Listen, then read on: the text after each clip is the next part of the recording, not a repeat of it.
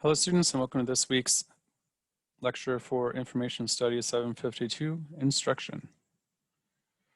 Our weekly topics for this week are how can archivists use instruction as an outreach tool?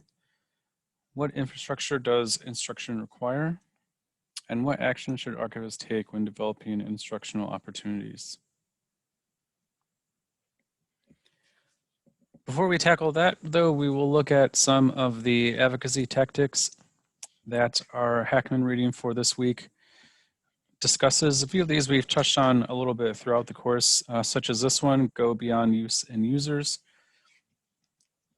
So this tactic really focuses on not worrying so much about having outreach opportunities that reach the broad and general public, but rather focusing on a few individuals that are in the best position to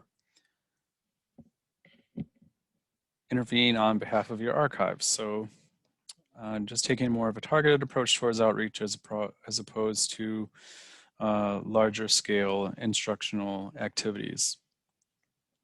We talked before in this course about how it's good to have a mix between the two. So you want to have some types of outreach like one-on-one meetings or small staff meetings that are just focused on a few people and not focused on the general public. And then, of course, it's always a good idea to have larger scale types of outreach, such as social media and exhibits, whether they be online or physical, because again, you never know who's out there and who might be in a good position to help you, such as someone that may have collection material that they can donate to your archive that may be quite valuable and useful, or there may be opportunities out there that you're just not aware of.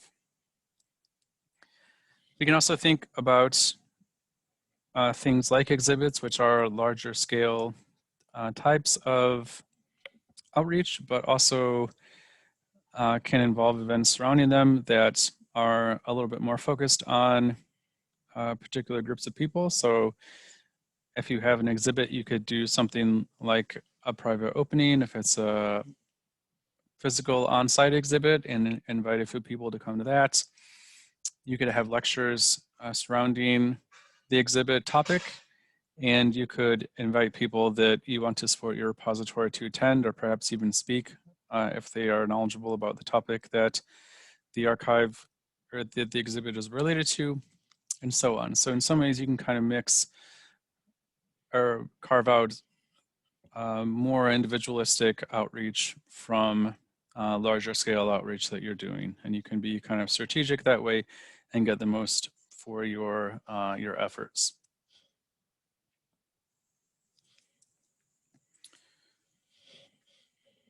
The Heckman article, or the Heckman chapter, also talked about using consultants for more than advice.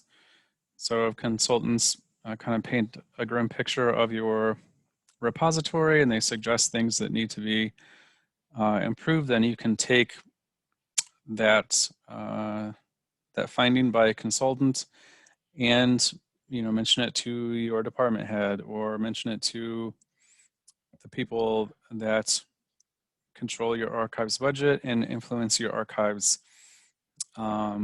infrastructure. Heckman also mentioned it may be even possible to have the consultant themselves give some kind of presentation to the people that are going to decide what happens with your archive. So that's certainly a good opportunity as well.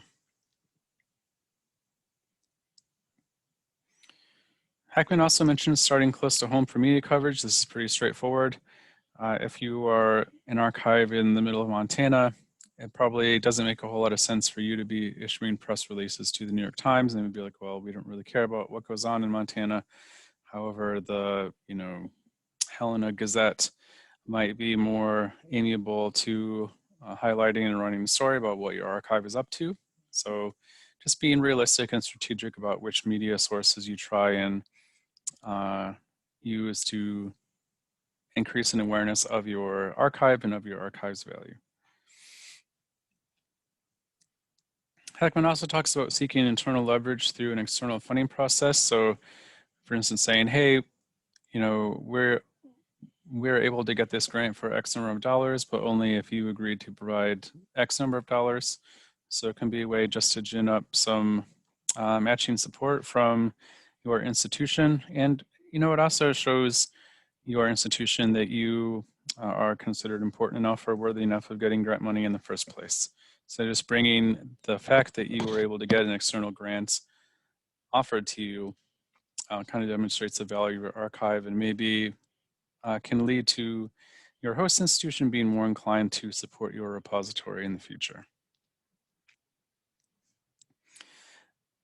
Make good use of good and bad news. So if you can highlight great news about all the wonderful things your archive has done is great, but as Hackman notes, if your roof is falling in or if your roof is about to fall in, then sometimes you have to make use of that news as well, even though it's not pleasant. It can still be a stimulus for increased support for your repository. Another good one is communicate your values. Archivists have a lot of values that I think are very appealing to the public and are understood by the public. So access to history, supporting memories, accountability, preservation. A lot of these things are pretty straightforward, and a lot of these values are widely shared by the general public. So it's always great for archivists to take opportunities to communicate what those values are, and hopefully that will result in people feeling more of a connection to archives and more of a willingness to support them in the future. A good one is personalized communications and follow-up. When you personalize communications with someone that's flattering, it shows them that you are willing to take the time to address them specifically, that you find them important enough to reach out to in a personalized and individual way.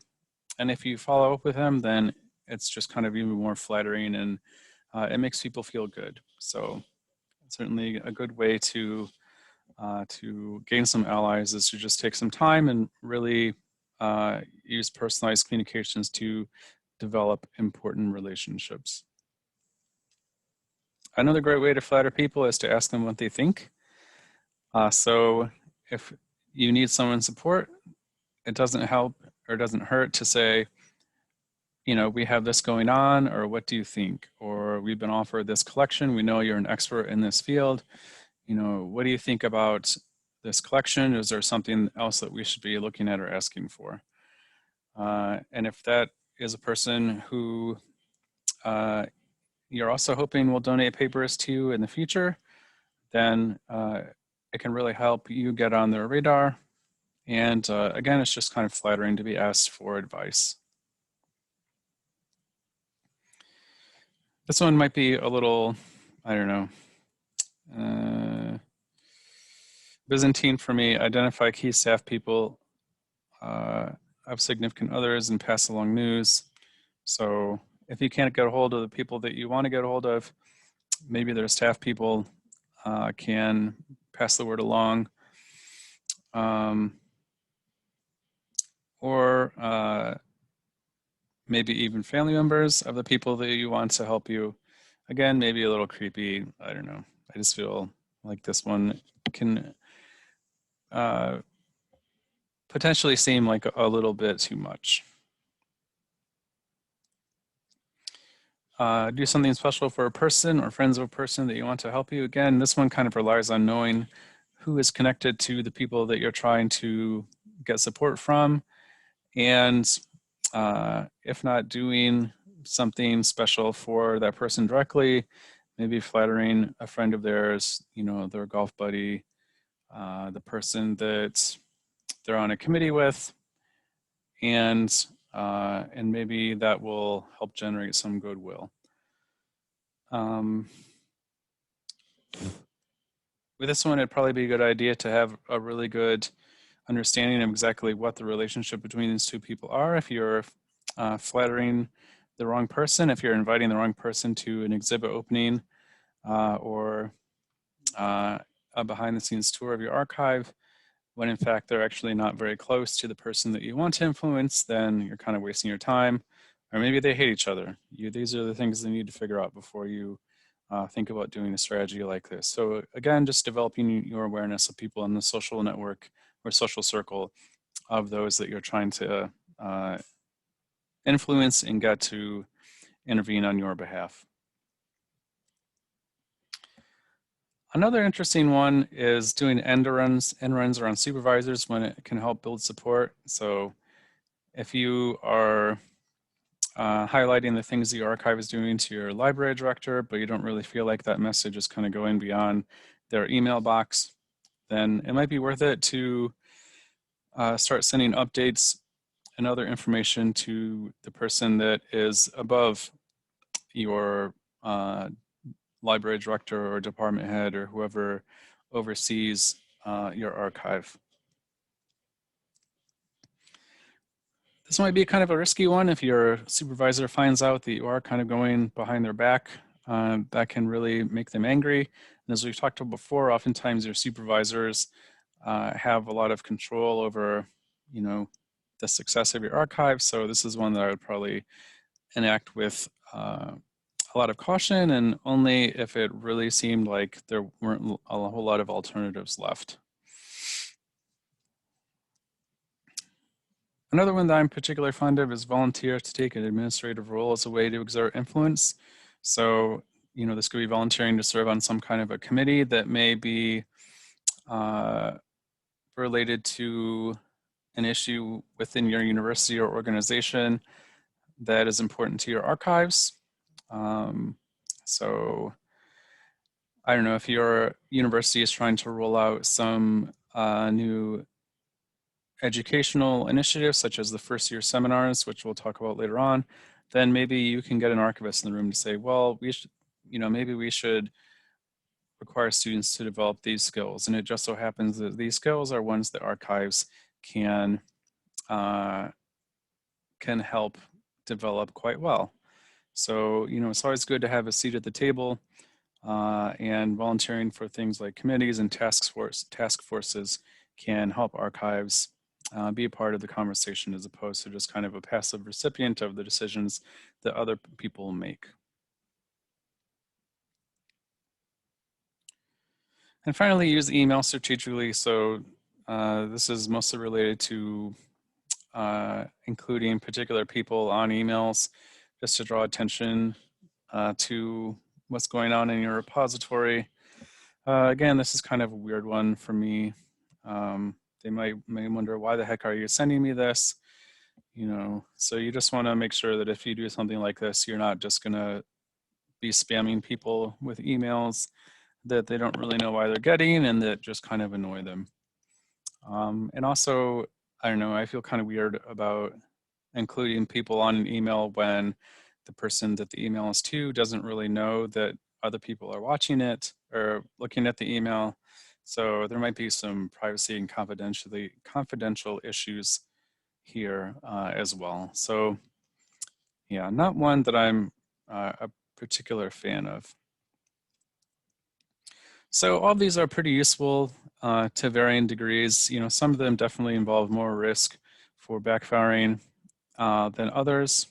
All of them involve time, they involve effort, they involve imagination and opportunism to know when to employ each of these different strategies.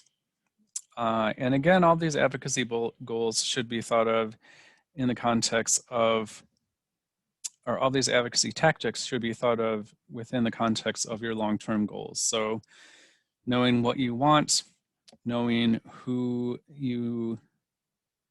support you need to have in order to get what you want, and then thinking about which of these tactics work best for a particular person or a particular situation, which ones you actually have the time to be able to do, and just sort of thinking about the needs of your archives and the capabilities of your archives, and coming up with some realistic assessments about which of these will actually be useful and which of these you choose to pursue. Not everyone can afford to have a consultant. Not everyone is going to get offered external funding opportunities. Everyone can communicate their values, right? Everyone can personalize communication and follow up. Everyone can ask someone for their opinion. So, these are a good sort of variety of advocacy tactics that are good from situation to situation, and some of them are quite easy and quite approachable. So just some good ones to keep in mind as you think more about advocacy in general.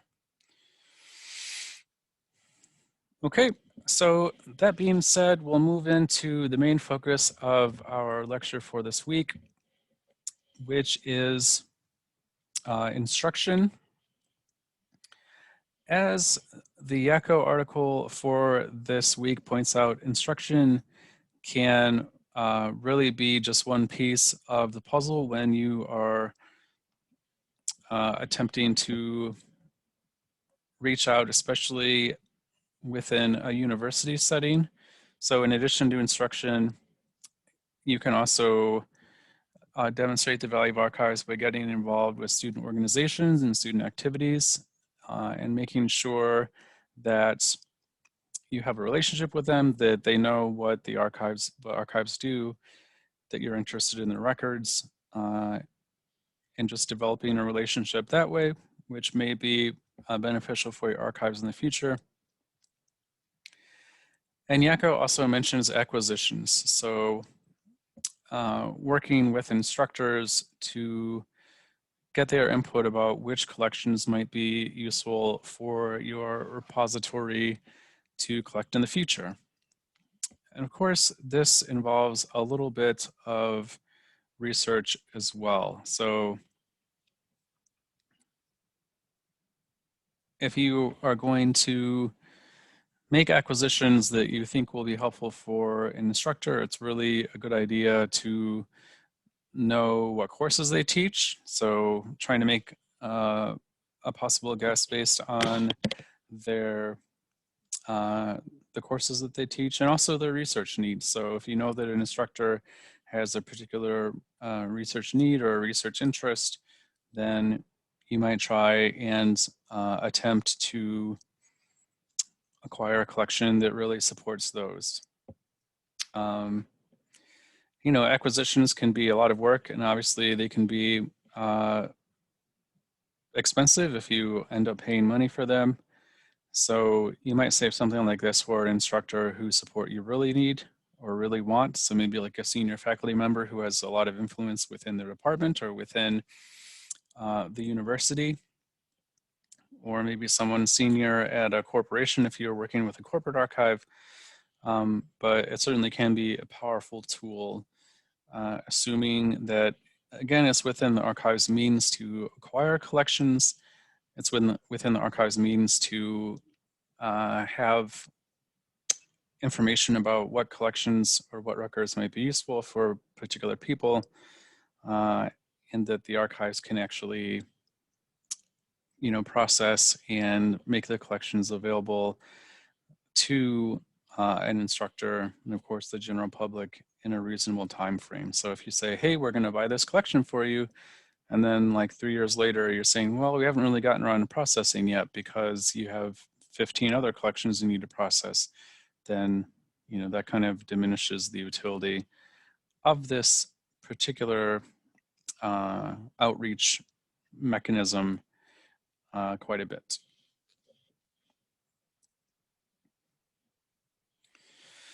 Okay, so to focus on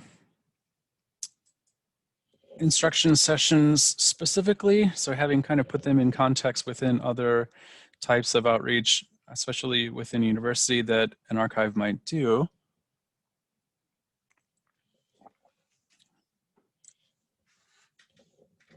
Our readings for this week, especially the Krauss article, touched on the nature of instructional sessions and some of the overall goals and typical composition of instructional sessions, especially within an academic setting. Although, again, you can do instruction even if you're not at a university. There's always an opportunity for even a corporate archivist or an organizational archivist to increase the understanding of the archives and awareness of what archives are. There's always an opportunity for any archivist to attempt to increase in awareness of the archive and of the holdings that the archive has. Any archive can and should seek to help people understand how to conduct research in archives. And really all archivists should seek to make people more comfortable when they think about using archives. So these goals for instructional sessions really can apply to every type of archive. And again, every type of archive really should be seeking to reaching out to people and getting them more comfortable with using archives and just knowing a little bit more about what archives do and how to use them.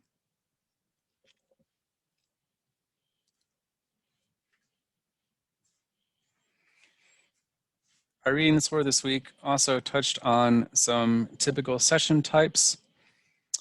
So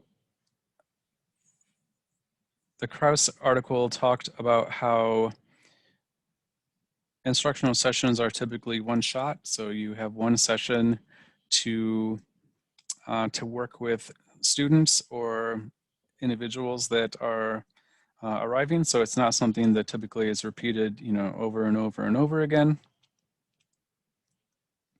They typically last about an hour. So, not a situation where you have a long, lengthy amount of time to achieve the goals of your instructional session. And they're typically on site. I kind of wonder if this one has changed more often since I was an archivist and maybe since especially the Krauss article was written. It really would behoove archives to develop online instructional capabilities more, and with the rise of things like Zoom and Blackboard and so on, maybe that's more of a possibility. But I suspect that, especially within a university setting, a lot of instructional sessions are still done on site. So the Krauss article notes that instructional sessions are typically related to an assignment. So again, more looking at the university side. Yako notes that instructional sessions could involve having students research and create online exhibits. So that would be a really interesting way to familiarize them with archives and archival holdings and how to conduct research and being more comfortable in archives. They could also analyze primary and secondary sources. The Krauss article also mentions the reference interview, workshops, full courses, which is something that we'll talk about later on, internships, lectures, and employee training has other types of instructional sessions.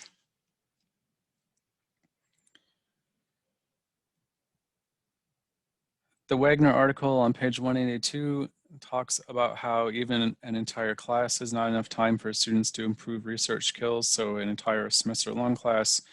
So it really, begs the question of, what is a one-time, 1-hour session supposed to do? And that's a pretty fair critique, especially if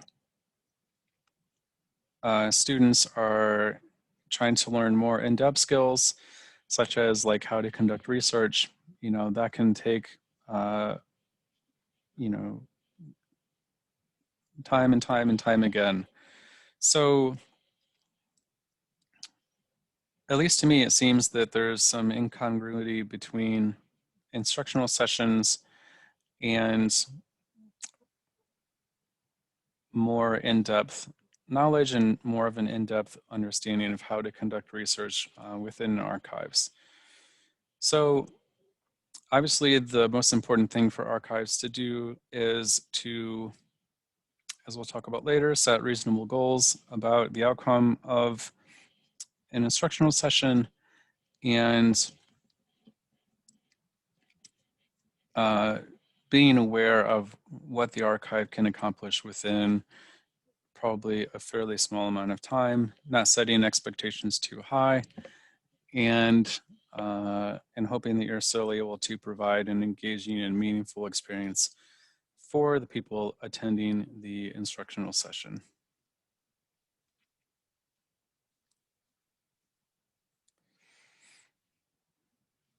You knew this slide was coming up, right? So it is important to consider all of the, or not all of, but some of the demands of archival infrastructure that instructional sessions can make. And we'll talk about these over the next few slides, but just generally speaking, you know, instruction can be a pretty time-intensive process. And it's not a process that is difficult to do well if there isn't a relationship between instructors within a university setting and the archive itself. So oftentimes, instructional sessions might not happen at all unless there's some kind of a relationship between a faculty member or instructor, or someone within a department at a corporation, and the archive or specific archivists. So relationships with other individuals is a pretty important precursor for an instructional session taking place. And so that really implies the need for librarians and archivists to reach out to as many departments as possible in order for instructional sessions to at least be a possibility. If an instructor doesn't know the archive exists, or they don't really have a relationship with you, it's unlikely that they're going to invest the time and resources in developing some kind of instructional session with you, and taking a class session to meet in the archives, and instead of doing other things that they might have to do with their class. On page 418 in the ECHO article, the authors talk about how archivists could suggest assignments for instructors to use. So obviously that's going to require some kind of strong relationship, and we'll touch on that later on. Another interesting one to look at is the placement of the archives within the organization. In the Wagner article on page 170, the author talked about how the first year seminars at the University of Wyoming encouraged the American Heritage Center to form its own first year seminar course. It seems unlikely that that would happen unless the archives was thought well of within the University of Wyoming. Why would you ask an archive to develop a course if you didn't have some positive thoughts of them and feel like they were an important part of the organization or of the University of Wyoming? So just being able to have the freedom or being asked to develop instructional sessions can be dependent on the placement of the archives within the organization. Say you're at a corporation and no one who or what your archive is, and then you say, well, we'd like to do instructional sessions on how to use the corporate archive. People may be like, oh, well, no one has ever heard of that, no one really cares, so we're not going to allow you to do that. So again, this placement within the organization and the entailing freedom of action that it gives archives can be an important part of developing and implementing instructional sessions. Another interesting one to consider is holdings. So again, looking at the AHC's first year seminar course, which was focused on travel-related collections, especially related to Asia.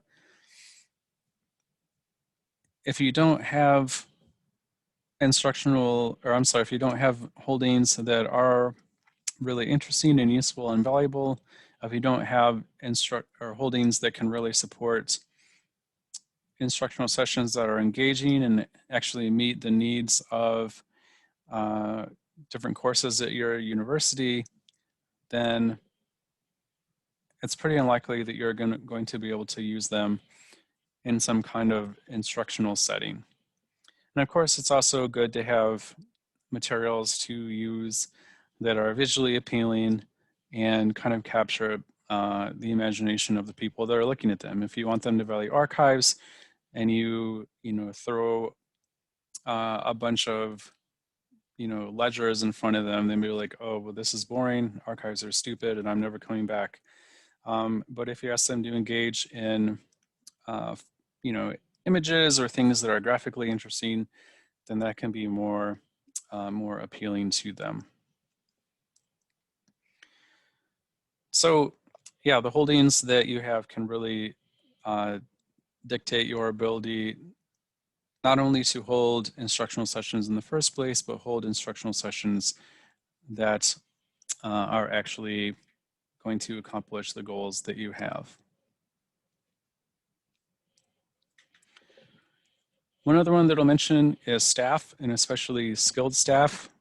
On page 248 in the Krauss article, the author talks about a lack of instructional education among archivists. So if you have staff members who have maybe never taught before, then that could be a problem if you're asking them to work with an instructor and develop an activity and attempt to teach it in front of 20 vaguely interested college students.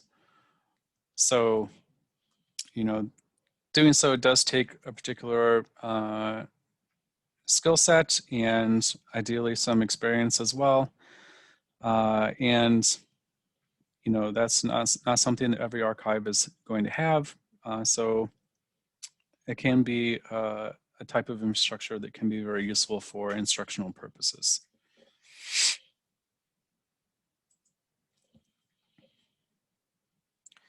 To look more at different types of infrastructure and their requirement for instruction, a big part of instruction is preparation.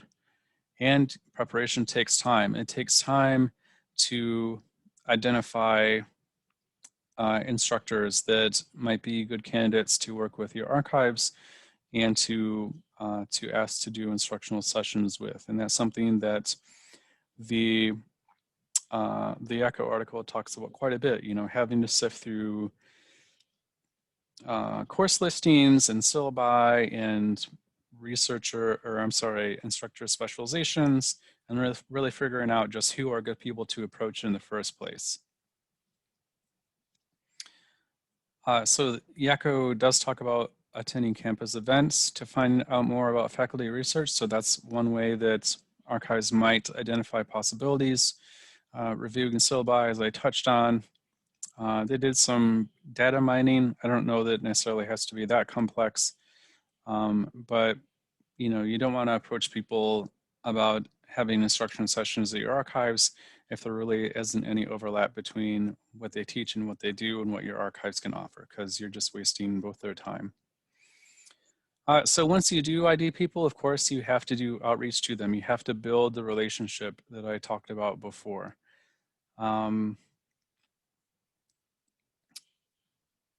If you just sort of ask someone out of the blue, hey, do you want to come and do an instructional session at the archive? They may be kind of hesitant. They may not have as much of an awareness of what your archive is or what your archive offers or who they would be working with. So it's natural that they might be a little reluctant to even talk to you again. But if it's someone that you've had more individual types of outreach with, so maybe you served on a committee with them of some sort, maybe you have sent them a few emails, maybe you've asked them for advice about collections in your archive before, some of the types of outreach and advocacy tactics that we've talked about in this course, then that develops more of a foundation for this type of relationship to take place. Another type of preparation is consultation, which is something that we'll talk about quite a bit during this lecture later on. So the process of actually working with an instructor to determine what the goals of the infrastructure or of the instructional session are, and using that information to actually develop the activity that students are going to be engaging in. So it may be similar to activities that you've done with other courses, with other instructional sessions, or it may be that you have to develop a completely new activity because you haven't worked with a particular class or covered a particular topic before. So, you know, these can be quite quite a resource-heavy process to go through. And that's something that the Wagner article talks about the need to prepare for their first year seminar course and then go ahead and teaching it, and how this preparation came at the cost of other mainstream duties that the author was expected to fulfill. And that the author felt there really was a separation of advocacy from more mainstream duties, that they weren't given as much credit for teaching this course as they were for things like answering reference requests and so on. Now, related to that, Wagner talks about the need for passion and the need to really want to be engaged with instruction and engaged with students. So just having the passion to go through all of this preparation is an important type of infrastructure as well.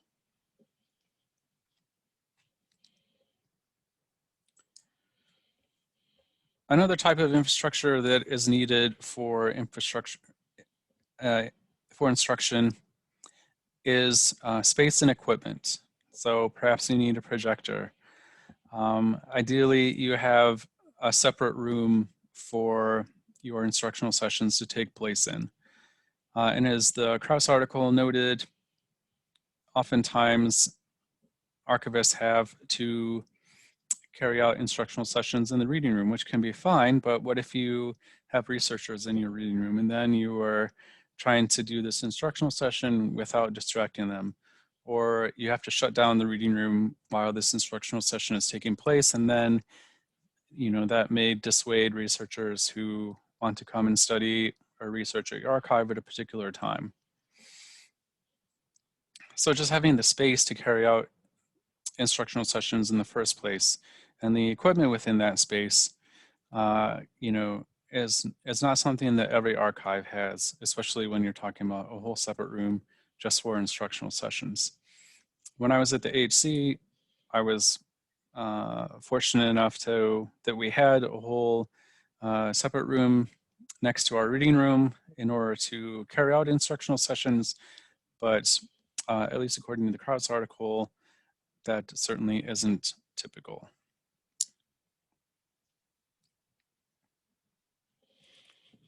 And last but not least, you need to have the infrastructure in place to follow up with your instructional session once it's over. So you should really be doing some kind of internal evaluation. So, thinking to yourself, okay, what went well, what went wrong? How might I approach a similar instructional session in the first place? How might I evaluate the consultation that led up to the instructional session?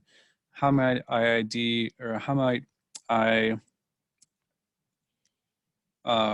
maybe put a little bit more effort or put better effort into making sure that the goals of the instructional session were actually realistic, and just making sure that you are thinking carefully about what you did. So if you did something well, you can do it again. If you did something bad, then you know not to do it in the future. Another, perhaps even more important type of evaluation is external evaluation. So this would involve getting feedback from the instructor and the students that you worked with for your instructional session. And as Krauss notes, this is something that is not necessarily commonly collected, especially when it comes to collecting student feedback. if you ask for someone's feedback, they're flattered. They get the feeling that you really are interested in continuing a relationship with them, that you want to make sure that everything went well, that the instructional session met their needs and expectations. And if you don't attempt to get this feedback, then the students and instructor that you work with may feel like, oh, well, I guess they don't really care about my opinion or my thoughts about how this went because no one, emailed me to follow up. And that may reduce the likelihood of instructional sessions being repeated in the future. So a happy customer is a repeat customer, and one way to keep people happy, one way to flatter people, one way to potentially receive their support in the future is to flatter them and to make them feel important. And that goes along with my my final point here, staying in touch. So making sure that you are following up with instructors and with students so that you can translate any interest that might have been generated from the instructional session into additional uses of archives. And Crowd attaches this specifically to students. If a student comes for the instructional session and they, are there for an hour and then they leave and never come back, I guess that's okay, but ideally they would go to the instructional session and come back and use the archives again for a different reason. And so that can really be facilitated by having some kind of continuing relationship with the people that come and learn more about your repository. It's just a good way to get some return on the initial investment that you made in infrastructure, in time and energy, and passion, and really help that translate into more use of your repository in the future.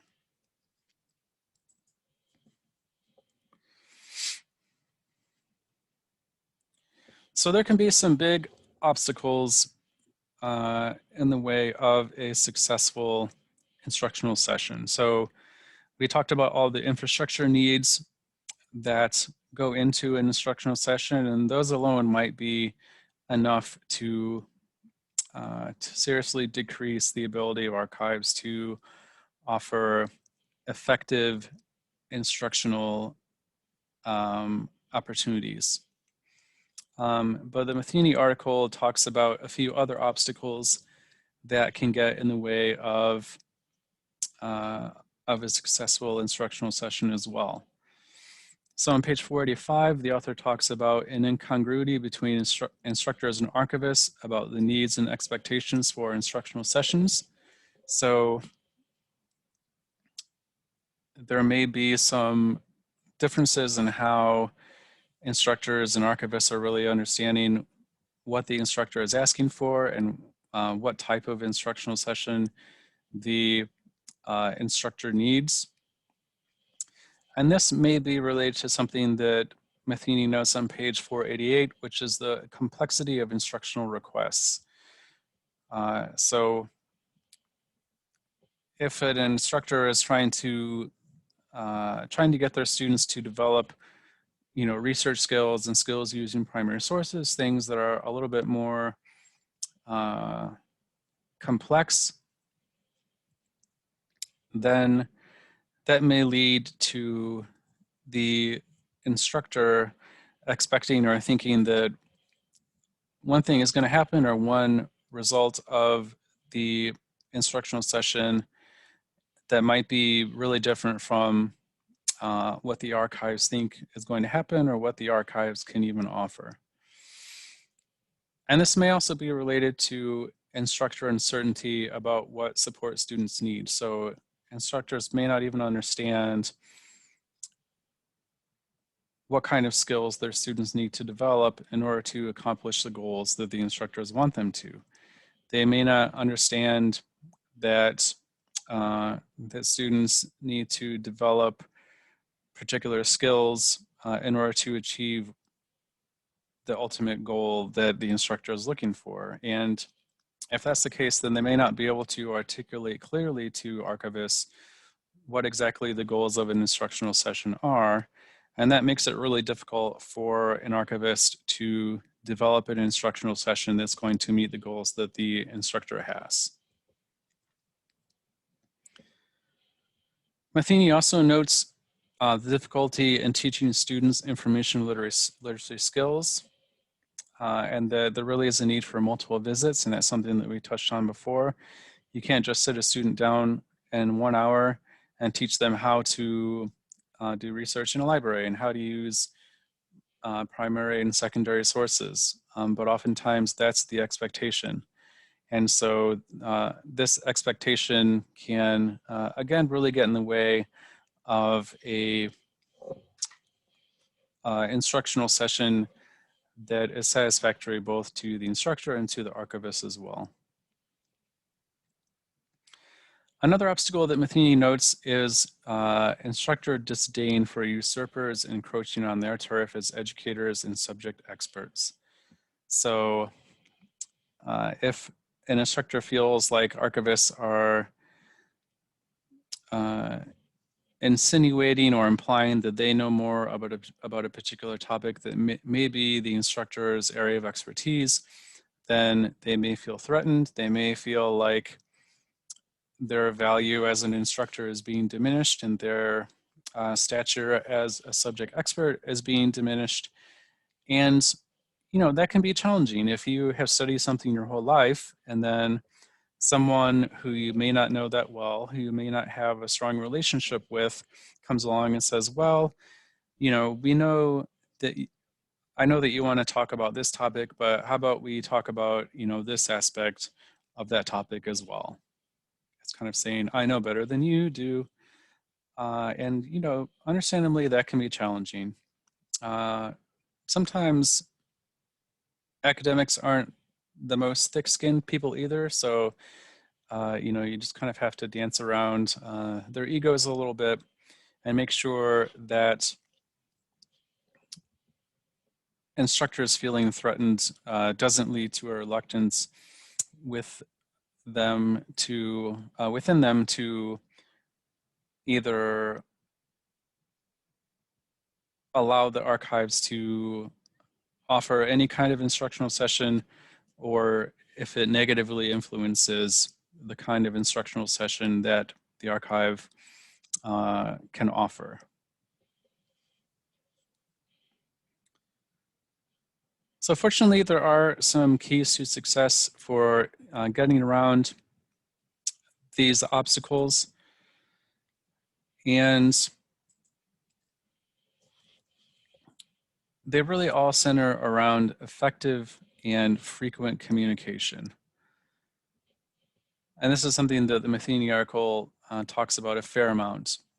So just being in constant communication with the instructor who is interested in having your archive offer them or offer an instructional session to the instructor's students. And instead of just having a single consultation, as Matheny notes on page 497, having an ongoing relationship. So you don't just meet and talk for an hour and then you say, okay, ready, break, let's go, you know, let's go do this instructional session. You do have an ongoing collaboration. And that collaboration could involve working with the instructor while the assignments and syllabus are being developed. You know, that can really result in an instructional session that is more in line with the goals of the instructor than if this kind of collaboration didn't take place. Another important thing, as Matheny notes on page 490, is for the instructor to have an appreciation of the value of archives and archival expertise. So appreciating that archivists might have a knowledge of archival materials and a knowledge of how archival materials can be used in the classroom that that is different from the knowledge about a particular topic that an instructor has. And so, again, this isn't something that's going to be developed overnight. You know, it's going to be the result of outreach in fostering a relationship where instructors feel comfortable and archivists feel comfortable with having a collaboration when assignments and syllabi are being developed. If instructors don't appreciate the value of archives and archival expertise, then it's going to be difficult for this collaboration to take place. Another really important thing that the Matheny article mentions on page 500 is the willingness for archivists to engage in real back and forth dialogue with instructors. Instead of just saying, oh, well, you know, you're a faculty member and I'm an archivist and I feel so overwhelmed and intimidated by this, I'm just going to do whatever you want. Matheny really suggests that archivists should be assertive but polite. The author talks about how this can really improve the perception of archivists and result in more of a willingness to continue dialogue by instructors. So if archivists or if instructors feel like there is more of a give and take, more of a co-equal relationship, then that may lead them to have more esteem for archivists, more esteem for archival knowledge, for archival value. And again, that can make it more likely for the type of relationship to exist where archivists are intervening early on to make sure that syllabi and assignment development takes place in a way which really does benefit from instructional sessions in an archive. And this perception of archives can be so important. It really is going to frame the quality and the quantity of communication.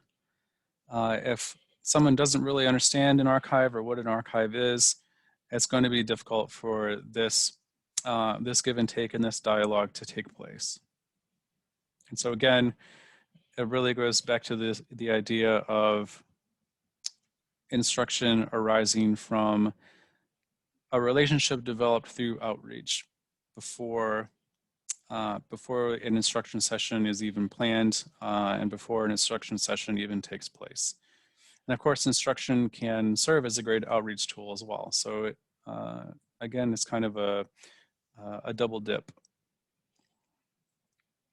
Another important thing for archivists to do, in addition to communicating with instructors and developing a relationship with them and being assertive but polite, is to create realistic expectations and goals for instructional session outcomes. And this, again, involves archives having a sense of self-respect for themselves and for their archive. If an archive doesn't have a sense of self-respect, if they don't have a confidence in the value that they offer, then they may feel or they may become an unequal partner in a consultation between an archivist and an instructor, and they may agree to take on an instructional session that they really have no way of doing well. An instructional session that there's no way they're going to achieve the goals that the instructor wants. And of course, that inevitably is going to result in failure. It's going to result in the instructor, you know, probably at best feeling annoyed that they wasted time taking their students to the archive. It's going to result in them not valuing archives even as much as they did before the instructional session took place. And, you know, obviously this is a bad situation for all parties involved. And so an important part of this, as Bethany notes on page 500, is just knowing when to walk away. Not being afraid or fearful of pointing out shortcomings and bad assignments or in bad instructional requests, and saying, having the confidence to say, you know, we've talked about what you want for, you know, a while now, and I just don't think that I can help you. I don't think that our archive has the resources to help you get what you want out of this experience. Obviously, this should be done sooner rather than later. You don't want to do this after you work with an instructor, you know, for weeks or even a month. But at some point, if you really don't feel like what your instructor is asking for and what you can offer is going to result in something that is going to benefit your repository and the instructor as well, then you should probably say, okay, let's circle back next semester and see how we feel about this continuing, or we don't really think that this is going to be realistic for us to do ever, and just kind of pulling the plug. So again, it's something that you should be proactive about. You should have as much of an idea early on if you are going to be able to help an instructor. And again, the best way to do that is through communication and through having an ongoing relationship with that instructor to make a more informed determination about how well or not well you'll be able to work with them to meet the goals that they have for their students, assuming they even know what those are.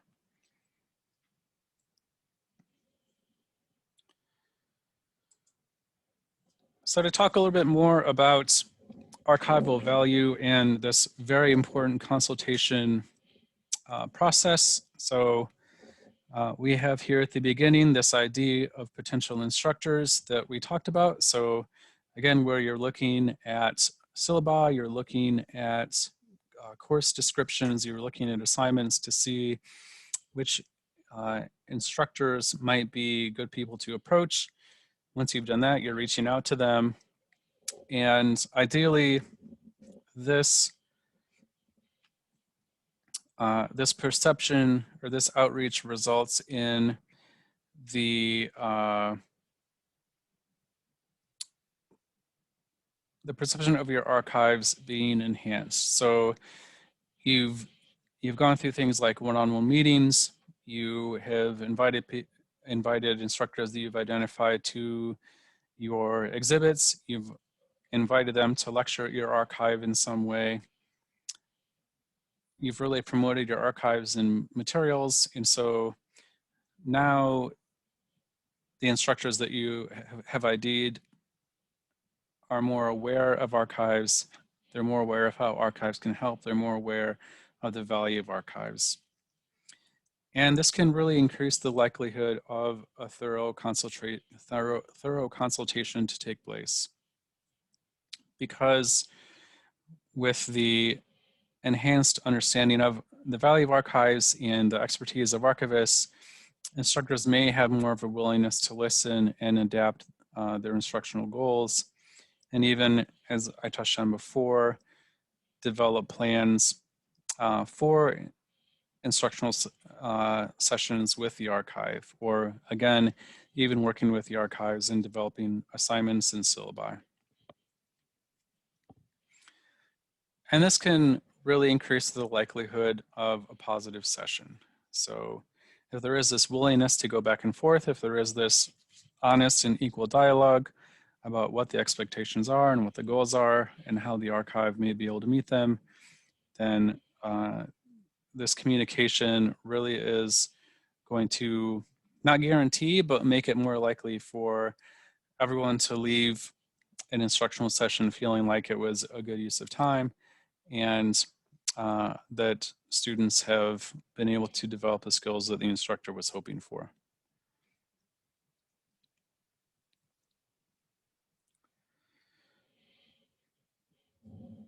What I want to talk a little bit now is the connection between instruction and advocacy. So we've talked about instruction as it relates to outreach as a way to increase an understanding of archives and an understanding of the value of archives, both among students and instructors alike, through instructional sessions, and also through the consultation that should lead up to instructional sessions.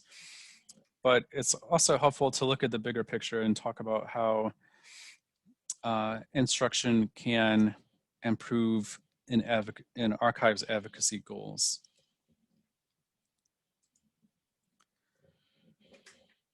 So a great way, especially within a university setting, that instruction can support an archive's advocacy goals is by helping the archives demonstrate that it is supporting the goals of its host institution. So in the case of the Wagner article, the author talked about how the HC's instructional support supported the first year seminar learning objectives, and the connection between those first year seminar learning objectives and the greater goals of the University of Wyoming. So again, assuming that your instructional sessions are done well because you have the infrastructure to support them, because you have gone through the identification and outreach and relationship building and consultation process that makes it more likely that your instructional support is going to be successful, you really can point to your instructional sessions as having a role in supporting the goals of your host organization. And that can be a really powerful thing to say, to demonstrate your the value that your archive brings. And it really can be something that you can point to as to why your archive should be supported in the future with maintained, if not increased, archival infrastructure. So of course, a key part of this is knowing what kinds of learning objectives you want to meet. So these are the learning outcomes for the first year seminar, and then using these as a basis for the development of your instructional session. So again, just kind of identifying what the goals are, and then additionally being able to articulate how your archive's ability to meet these learning goals contributes to the overall success of students at a particular university or within a particular organization.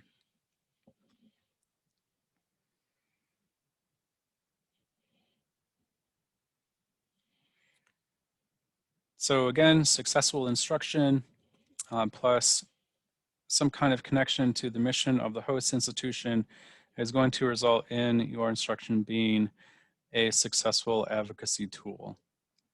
So, this is something that you have to really be able to articulate and to demonstrate. So we talked about how a part of advocacy is demonstrating results. So if you can say, we have had 50 first year seminar students come through and they've learned these skills which have a direct connection to the goals of the University of Wyoming, that is a really great way to demonstrate your archive's value, to show that you are pulling in the same direction as your host institution, and that you are a valuable member of your organization's community, and that you deserve support.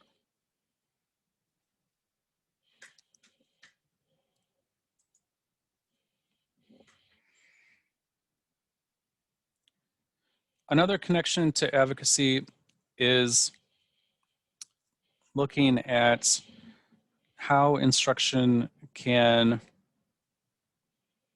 develop the support of people in the upper tier. So the people that are in the position to influence your archives infrastructure. So, at a university level, we'll be talking about department heads and provosts, university chancellors, that are the real heavy hitters. And how instruction can also promote lower tier use, so use by students or sort of lower tier members of an organization, and how that can support advocacy as well. So if you have instruction that increases the amount of students that are using your repository for other assignments and other purposes because they understand archives, because they know the value of archives, because they feel more comfortable using archives, then that's something that that archives can use to say, okay, well, here's why we deserve support, because we have all these students, or we have all these junior employees coming in and using our materials.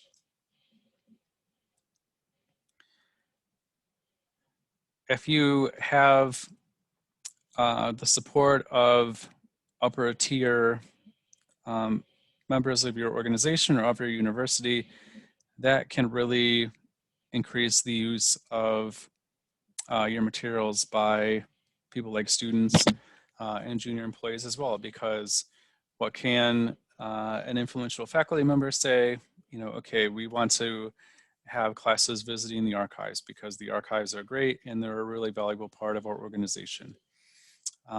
Perhaps administrators can influence faculty members into using the archives for particular reasons.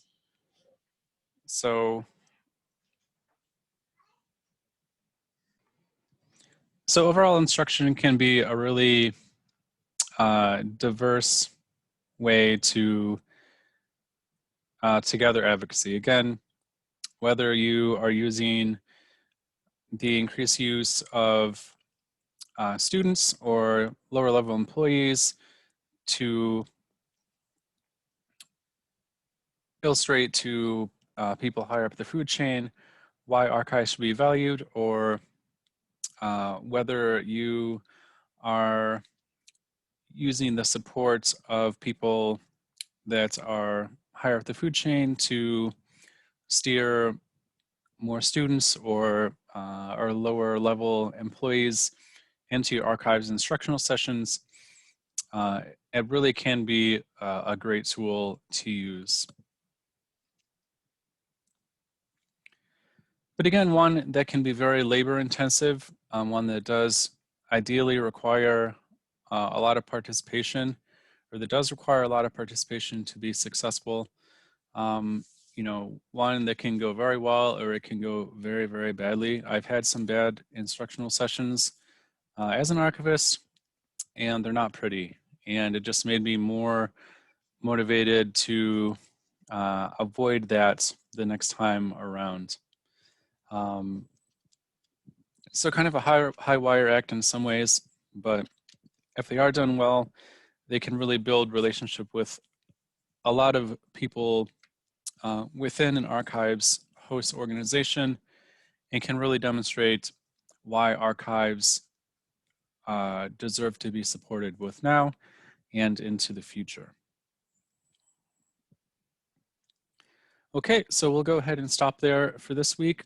I hope that this lecture has helped you think more about what goes into instructional sessions, the different types of infrastructure that are involved, how you can go about setting up an instructional session that is going to demonstrate the value of your archives, and also contribute to the learning experiences of the students or other individuals that are